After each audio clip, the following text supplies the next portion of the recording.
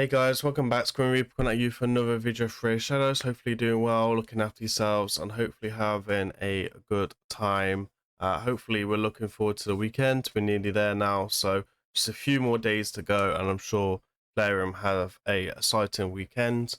Pretty sure they're going to announce the 10x or the 15x due this weekend, pretty much probably tomorrow or probably after this video. So that'll be interesting to hear from what Plarium got in store for us this weekend, and try and tempt you with your shots. But before we get into today's video, there is a promotion code that we need to do, which is going to be claim now. This has been out for a few days. We're going to go ahead and claim that. Thank you, Plarium, for 200 energy, and a XP and some silver and some rare tomes. Better than nothing, I suppose. So yeah, if you guys are looking for a code, there you are. Right, so anyway, let's go into today's video. I kind of want to cover a champion, one of my favorite champions in Raidshadowlegends, and probably my main nuker in Raidshadowlegends, and why this champion is so good. And especially right now, especially with a couple of champions coming out, that his surge and his improvement has shot up through the roof. So let's go into the video for today. Today is going to be on no other than one and only Mr. ROTO, the Lost Groom.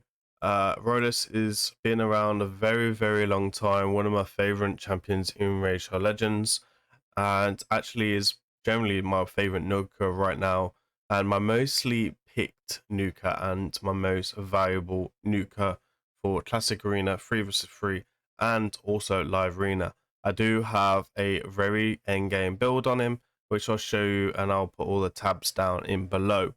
Anyway, let's go through his kit quickly if you're not aware of what's going through his kit. So on his A1, he'll attack one enemy. It has a 75% chance of placing a decreased defense for 2 turns. Also has a 25% chance of gaining an extra turn. This has a 4 box on it for extra damage. On the A2, which is a pretty nice ability, attacks one enemy, destroying the target's max HP by 20%, then adding that HP to the champion's own HP. This cannot destroy a target's HP more than 60% in one battle, cannot increase the champion's max HP by more than 60,000, destroying the max HP of the bosses by 30 of the inflicted damage instead. This champion's max HP will be increased by 15 when this champion is used against bosses, and this is brought down to a 3-turn cooldown. Then we're going to come in with the A4, which is brought down onto this is brought down to a 2-turn cooldown, and then this one's put down to a 3-turn cooldown, so a very low cooldowns, which is generally what makes them so good, and I'll get into the reason why in a second. Now, attack one enemy will ignore 60% of the target's defense, will also ignore unkillable block damage. Enemies killed by this skill cannot be revived if the champion gains maximum amount of the HP from the skill, gains a extra turn if this skill kills an enemy. So this is also on a 3-turn cooldown. And then the passive here will will destroy the damage from an enemy hits from the incoming passive from a enemy's hit, which will cede 50% of this champion's max HP. Ranks an extra turn if this damage reduction occurs. Does not work against bosses. Decreases the damage taken by bosses by 15%. Decreases the damage taken by bosses by 30 if Sifi is on the same team. We do have a Sifi on my account, so we'll go ahead and go that. Speed very low, and honestly, HP is average for a attack-based nuker, and attack is very average actually. I think it's actually probably on the low side now compared to other legendaries in this game. However, he is still one of the best nukers in my opinion, and for me, I think right now he is probably the best nuker in Raidshadowlegends. And there is a couple of reasons why, which we'll get into this video, which I know saying that ROTO is the best nuker in a game is very debatable. There is a lot of debates on this, The baits are coming from Taurus, King, in Harmony, which is a great counter to Rhotus. The Lizard Man, Georgie, who else? Monkey. They're all debatable there. Obviously, I don't think Georgie or Monkey is there, but Georgie can counter Rhotus. Fairly decent Rhotus on the A1 if he's built well and if he's lucky with the reaction, etc. So yeah, let's go ahead, take him in arena. I'm still looking for his 6-star soul in the shop, which is not here today. And if it was, I wouldn't be able to buy it anyway because I just bought his 5-star. So we are using a Rhotus that is fully coming in. Obviously, you can see that I'm using Harvest Cast because we're going to put 3 buffs up on us, etc. So you know that this will work quite fairly well. We're going to take on this team right now. This is generally a speed team for most of the time that I use. So I've got 5-piece protection on Sifi. We have AoE Stern coming in.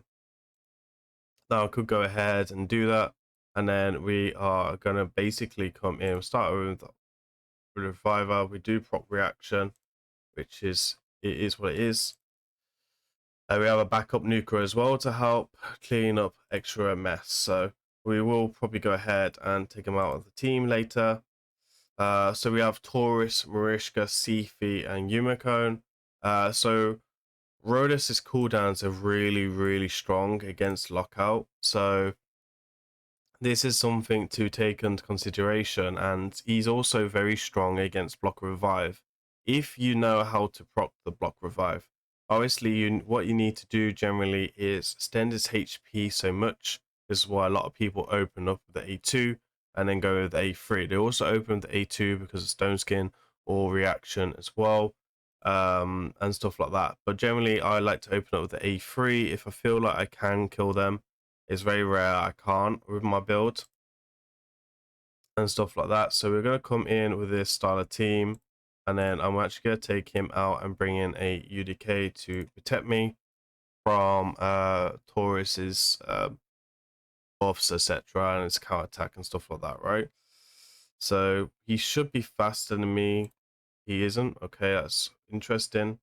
We're going to do the AoE stun. So we stun pretty much everyone there except from Yumikon. So she's probably gonna go out ahead and lock me out in a second. So as you can see here, this is looking very good right now. My team synergy is working very nice. We one-shot the Sifi there. No increased attack and no obviously you can't increase the HP anyway and stuff like that. We will go ahead and sleep Yumikon because she has no buffs on her. And then we're going to go ahead to place the shields just for extra protection. And then we'll sleep Mishka here. And then this is when UDK will come in with his stone skin, etc. Obviously, he's going to try and counterattack us. That's fine. We kill Marishka. We're going to go ahead and do that. Yes, we're going to get locked out in a second. Probably by Yumikon if we can't sleep her. It looks like we're going to be lucky here with that. Obviously, you need to be very fast to be able to do this. So that's one thing to take into consideration. I am fairly fast with my Sifi. We'll take out Yumikon. Now I leave Taurus last because he decreases my attack by his passive. So that's something to take into consideration. As you can see there, we do go ahead and one-shot the Taurus. This is honestly not the bestly built Taurus and Rishka team, so you can counter them depending on the team synergy and dependent on your builds as well. Obviously, this is a lot of things with a lot of things that we do in raid. So we've got another Taurus down here. We have pretty much a very fast team. He's going to be faster than me because of the blessing. So when Sifi puts up a buffs, he's going to reduce down our turn meter for more buffs we put out. So we have an Harmy down here. Obviously, Harmy spoke about. Daft Panda is actually running one of my favorite champions as well, which is basically Sigford. A lot of people struggle on Sigford. I put Sigford in my defense in the week, and a lot of people struggle against him. So I will do a video on him, how to counter him, because he's very easy to counter for a lot of in-game players. Just don't attack him correctly, right? So yeah, obviously we're going to go ahead and do this here. We do have some stone skin out, so we won't get extra turn here because we don't have enough turn meter, or we do just. Okay, cool. So we can go ahead and strip him. Now I should have brought in another nuker here because of UDK, obviously, so this is going to be a bit slower than I want it to be. So we're going to set off his passive generally and hopefully come back round with UDK. So with ROTO, we'll let him do his thing here. The UDK is pretty much pointless in this fight. I should have really subbed him out.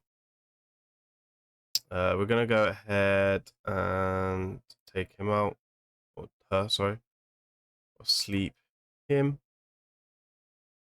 We're going to go ahead and do the stun. Can strip him, but we don't need to. I know that the increased speed's ready, and I know Rose is a freeze ready, which ignores block damage. Obviously, we don't leave him to last because he'll metamorph. That's why we killed him before the Noyan fusion, which is very, very good against us, right? So Darth Panda, very, very cool team, but not really strong enough. We have another ROTO down here, which we could go ahead and take out. Go ahead and take in a Warlord instead, because Warlord would be a good backup as well, in all fairness.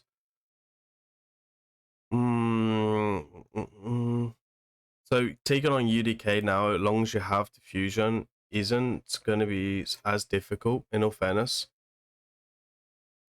So that is one thing to kind of take from this. So you can sheep him like this. And then this is why I'm saying that ROTO's value now has gone up.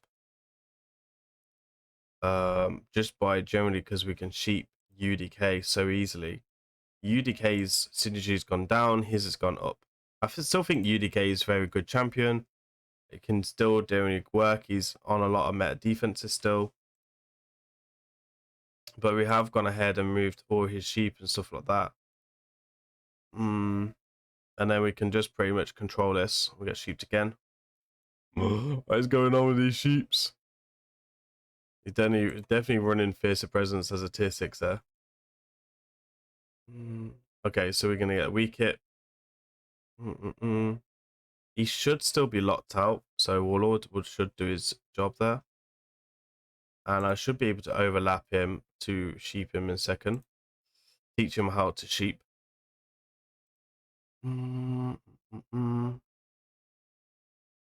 So again, we don't want to kill him, right? Because if he kills him, we are going to metamorph Sigfoot here.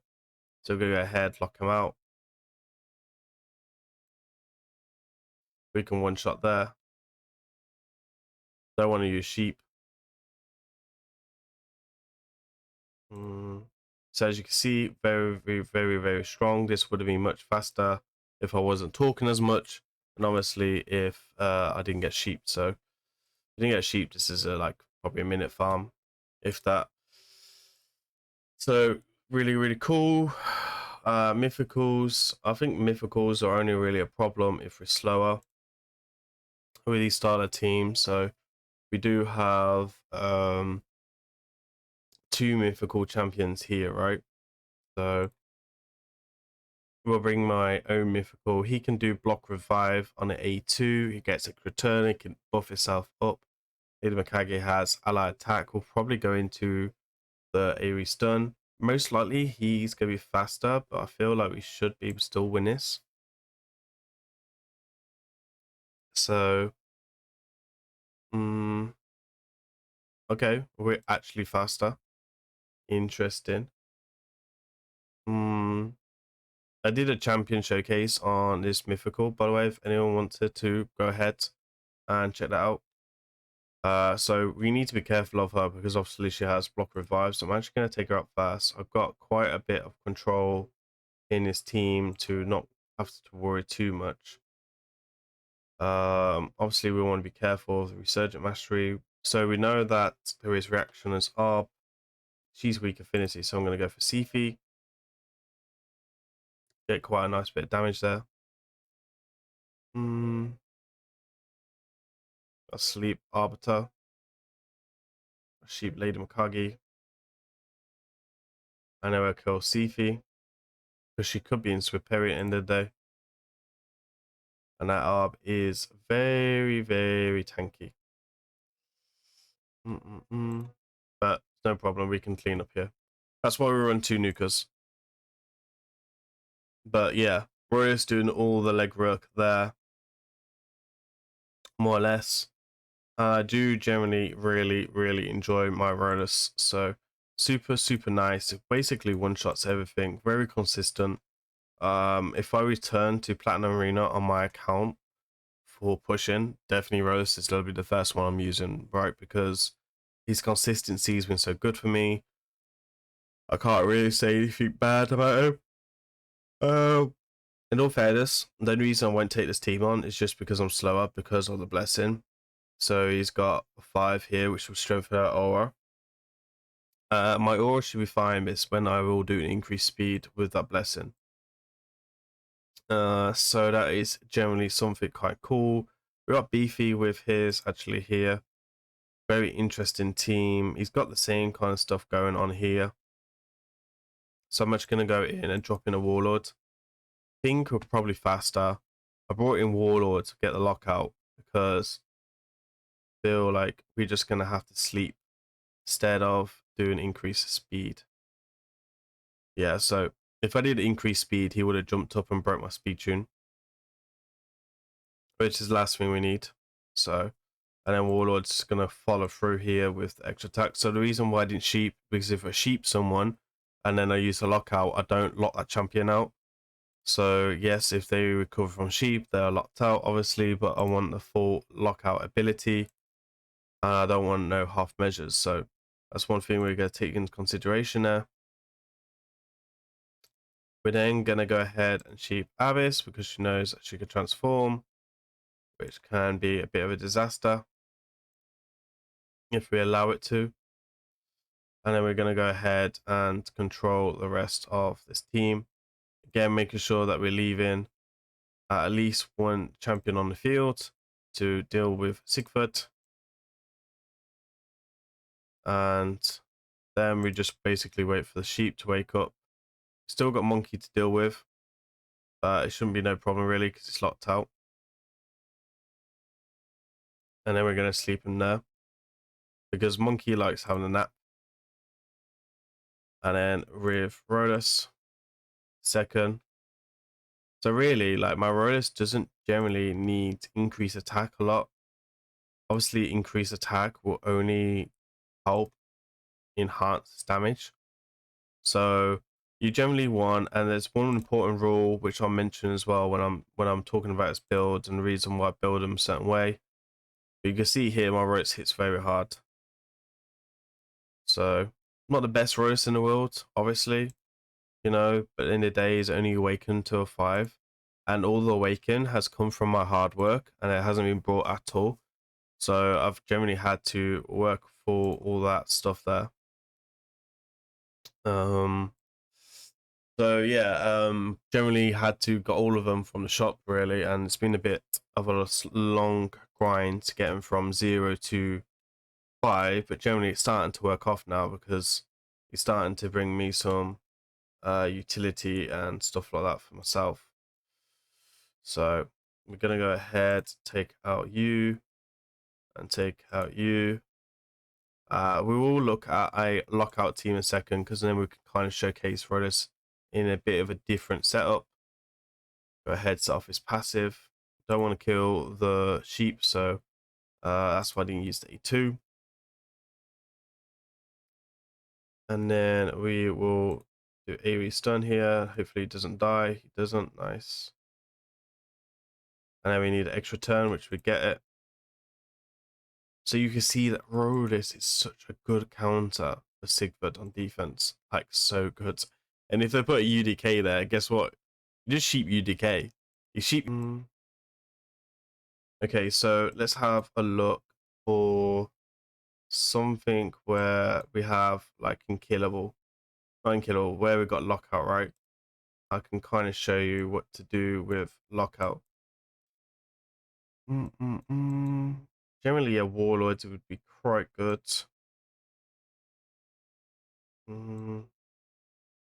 So king makes that difficult because of shields. There doesn't seem to be any type of lockout here.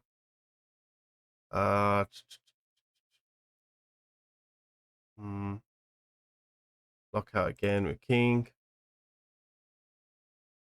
Okay, cool. We have this team here.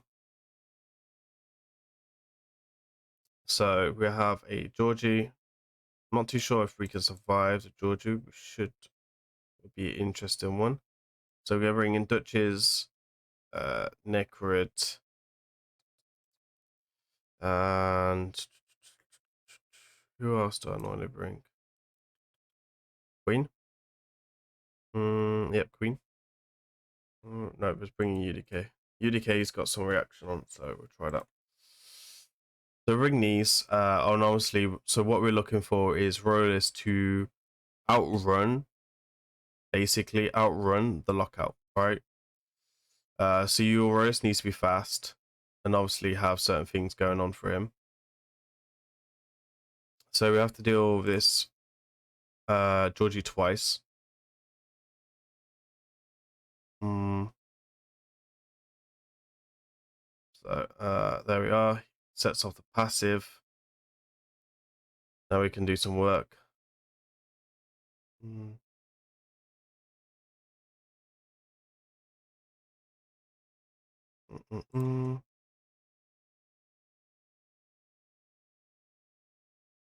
Get sheepified.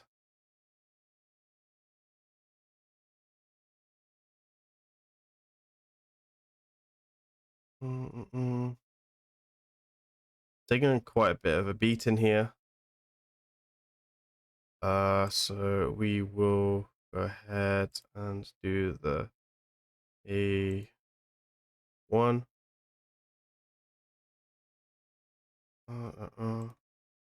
Take her out.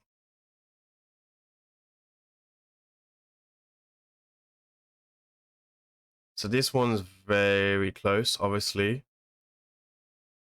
But that is the power of Rodus. Now that team hits like crazy hard. And this team is very hard for me to take on.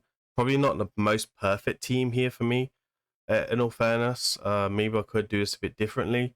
But yeah, Rodus comes in and generally does all the work. So it's a bit of a risky one, obviously, but he can do this against lockout teams. And he's probably the best counter to lockout other than having lockout or the other type of fusions and stuff like that, right? So that's generally something to kind of take into consideration. So we can go ahead and try out this team. This guy is in Sacred Pandas as well, so he's with me. I think it's one of Panda's accounts, if I'm not mistaken. So we will come in with this style of team here. And we're just going to see what we can do. I'm pretty sure it's like Stone Skin or something. This will be a very difficult team for me, obviously, because Panda is one of the best players in Raidshadowlegends. So big shout out to my cluster leader, Mr. Panda. So we're going to go ahead and sheep him. This will open up the defense for me. We'll probably will get locked out, in all fairness. That's fine. We'll start picking at them one by one. Rose will get the extra turn. So then his A2 is available straight away. And then we're going to go ahead and do that. And then this will just help extend his HP. We do have 2 nukers in here. His cooldowns are quite low as well, so he's okay generally against lockouts. I actually like to bring Sigford for the passive ability, right? So being able to like do some cool things like revive, right? Which is generally the main reason why I have him in here. It's fairly hard on the A2 as well. So we're actually going to take him out with Rodus because he will kill us if we're not careful. And then we're going to go ahead and take out Seafy to slow down the team. No point trying to sleep anyone, to be honest. Probably going to sheep her so we can get strip in her. Don't sheep her. but then we can go and clean up with the nuke afterwards. So there we are, pretty strong team, a very strong player indeed, and that is the power of Rhodos.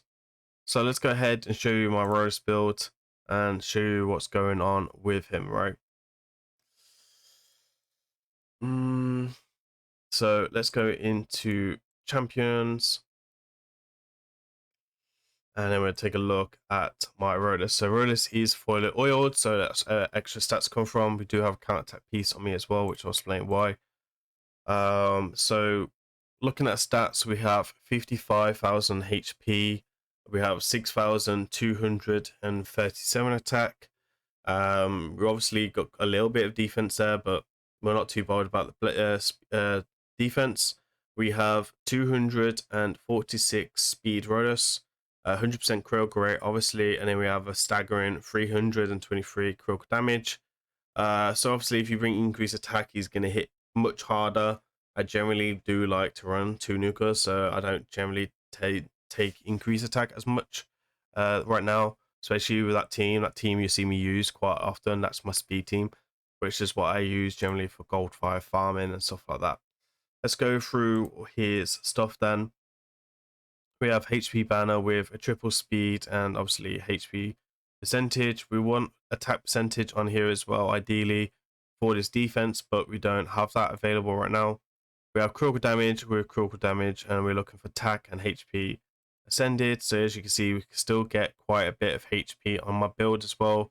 We've got then a HP with attack here, and then HP in here. Now if I was being really picky with this, it is most importantly to go by the important rule of 1000 HP to 1000 to 100 attack, right? So obviously when we're talking about oil, we can only get a max of 80 when it comes to oiling, but when we're oiling on the attacks from the HP side, you will get generally a lot more HP. Now I can't remember off the top of my head what is the max HP on it, if I remember correctly. So it's 1224, so we do get a bit more damage from having a HP substat ascended on the ring, so you can take that in consideration. So when you're building your Rhodos, you want 1000 HP to 100 attack, which is basically as the guide, right? Obviously you want savage, you want to ignore much defense as possible. So we got speed here with speed substat, we've got HP with attack percentage chest, and then we have critical damage gloves with attack percentage gloves. Now you could come in here and roll it for HP or critical damage. I don't need any more critical damage on my build, I don't feel like, so that's something that is one thing that I don't really need. Then we're going to have attack here with speed, critical rate, and critical damage, and then the same here and here as well. Obviously for me right now, there is quite a few blessings you can take: Phantom Touch, Lightning Cage. They all do their own abilities. Now for me right now, for Rhodos, Lightning Cage, King is so strong with Lightning Cage against Lightning Cage because it counts like a buff. I really wish player will change that. Hopefully they do. So right now we're using Harvest Cast. Obviously Sifi puts up 3 buffs, puts up increased defense, block buffs, and increased speed. So this will give me 3% extra on the multipliers. So as we got a 5-star here, we get a 1.5 damage for each buff. This will give me a 4.5% damage more on my Rhodos for every time it's hitting. And when he gets his level 6, this is when it gets juicy for me, because then he will get the 2%, which will be a 6%, which is a big jump, and then we get the 15 speed. So speed is very important to deal with like lockout and to kind of combat rounds around him because he's got low cooldowns. So again, once he is fully built altogether, he will have that extra 15 speed, which would make me 261. Again, not the fastest Rhodos. There's other Rhodos that I use on live arena takeovers and stuff like that, where we are seeing like a Rhodos at 300 speed with basically the same stats. Now, right now, I do have a little bit more HP than normal because attack, because I'm in Platinum Arena, which the bonuses are slightly a bit more, which is by 1 or 2%. These are the masteries that we're coming with. Now, honestly, my masteries are a little bit outdated, a little bit when it comes to my build. So there's probably a couple of changes I'd probably make to my build. But right now, obviously, critical damage, shield breaker is very important. Ruthless ambush. I would actually come in then for well, a split speed, because again, like I spoke about earlier, we need more speed. So I'm actually going to go ahead and reset my masteries now because my team setup has changed. So we're gonna go ahead with this, and you guys don't see me do this a lot, generally, because I don't like wasting resources, but roast is so important to me. This is kind of where I would go with his masteries. Now, the reason why I'm taking Optimist, because we're using the fusion champion fairly a lot, and honestly, this is generally going to bring me quite a bit of damage. And then Cycle of Violence, super important against Lockout, because Rodus does deal quite a bit of damage. Obviously, this will give him a 30% chance of a random cooldown. So this will give you the A2 back fairly good, and the A3 fairly quickly as well. Then I like Kill Stake, obviously, Mythicone and Talon Smasher. So these are the masteries I take. And then I'll come down here on the extra defense side. Reduce AoE damage, which is quite good already. Resurgent, which is quite effective against him, especially if you're not running Seafy with him. And then Retribution here. So I do have one piece of counter attack as well on him from here, which is just nice, just to try and get the counter attack off a little bit more. This just adds on to the bit of the RNG on my side. Obviously, if you can get some reaction on him, that's generally the best thing to do. I'm not using any reaction right now because this just hurts my build more, and I don't generally kind of run him on defense a lot, and he's quite tanky, so he does quite well without reaction. So reaction is something that you should try and implement into your build if you can. So there we are, guys. There is the perfect Rodus build for, I suppose, in-game players. Rodus is one of the best nukers in the game. There's no question about that. No denying that.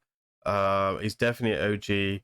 There is a few counters to him in the game, but obviously I think that's the same for every nuker in the game now. Even Taurus and Marishka has quite a few counters in the game. Where you've got King Queen, Rodus has always been a counter to Taurus, and not many people are aware of that because of the A1. It's quite lethal against Rodus for Taurus, but if he's tanky enough, he can take quite a bit of damage against Taurus. So yeah, and he's really strong against the A2 and the A1. So the A2 and A3. Anyway, guys, there we are. There is my perfect Rose build. Hopefully you like this. Please remember to like, comment, and subscribe. I've been Grimreaper. I'll see you in the next video. Thank you for watching to the end. I'll see you in the next one. Peace.